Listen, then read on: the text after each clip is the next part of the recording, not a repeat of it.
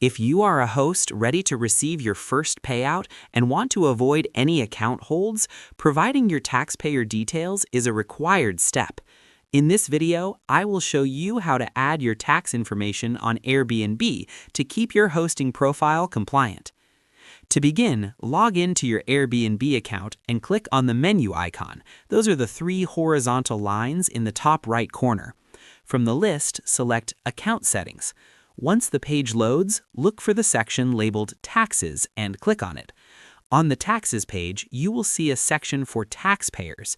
Click the button that says Add Tax Info to start the process. You will first be asked to select your country or region, as this determines which specific forms, like the W-9 or W-8 BEN, you need to complete. Follow the prompts to enter your legal name, address, and taxpayer identification number, such as a Social Security number or EIN. It is vital that this information matches your official government records exactly to avoid verification delays. Once you have filled out the digital form, click Save or Submit. Airbnb will then verify your information. You can check the status back in the Taxes tab.